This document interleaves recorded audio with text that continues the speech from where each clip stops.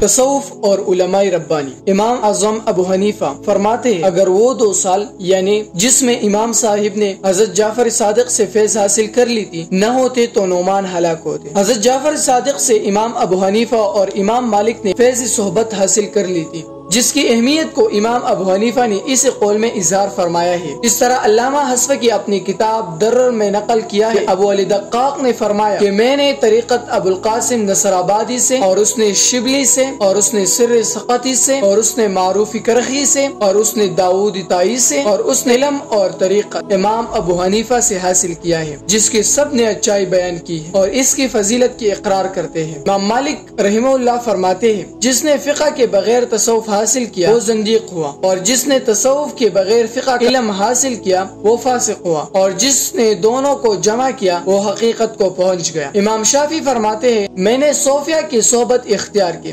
اور ان کی 2 باتوں سے بڑا نفع اٹھایا، ایک یہ کہ وقت ایک تلوار ہے، اگر تم اس کو نہ کاٹو گے تو وہ تمہیں کاٹ دے گا، اور دوسری بات یہ ہے کہ اگر تم اپنے نفس کو حق میں مشغول نہ کرو گے تو وہ تم کو باطل میں مشغول کر دے گا۔ نیز امام اجلو نے کشف الخفا میں نقل کیا ہے امام شافعی نے فرمایا کہ مجھے آپ لوگوں کی دنیا میں 3 چیزیں محبوب ہیں: ترک تکلف، لوگوں سے نرمی کا برتاؤ اور اہل طریقت کی اقتداء۔ علامہ حافظ ابن القیم فرماتے ہیں امام شافعی کی یہ منقبت طبقہ صوفیہ کی جلالت شان کے لیے کافی ہے۔ امام احمد بن حنبل سے ایک دفعہ طلبہ نے پوچھا حضرت آپ اتنے بڑے عالم ہو کر ایسے شخص یعنی بشر حافی کے پاس جاتے ہیں جو مستند عالم نہیں ہے؟ امام احمد بن حنبل نے فرمایا میں عالم بکتاب اللہ ہوں اور بشر حافی عالم باللہ ہے، اور عالم باللہ کو عالم بکتاب اللہ پر فضیلت حاصل ہے۔ امام احمد بن حنبل بذات خود ابو حمزہ بغدادی صوفی سے فیضیاب تھے۔ شروع میں اپنے بچوں کو یوں نصیحت فرمائی صوفیہ کے مجالس سے بچو، اس لیے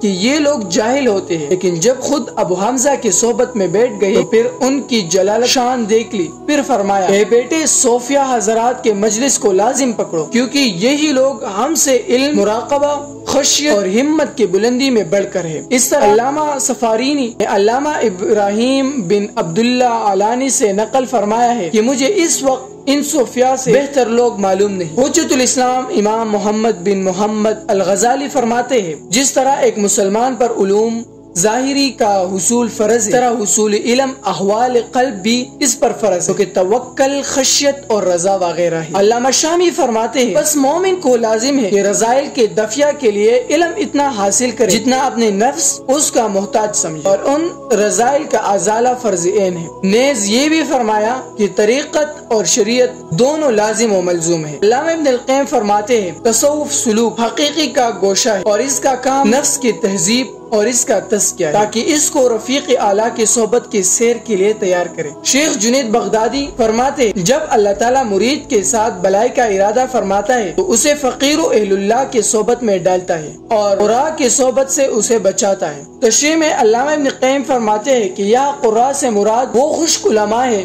جو یقین و عمل سے عاری ہوتے ہیں، یعنی صرف قرآن و حدیث کا رٹا لگاتے ہیں، دل اس کی حقیقت سے خالی ہوتے ہیں۔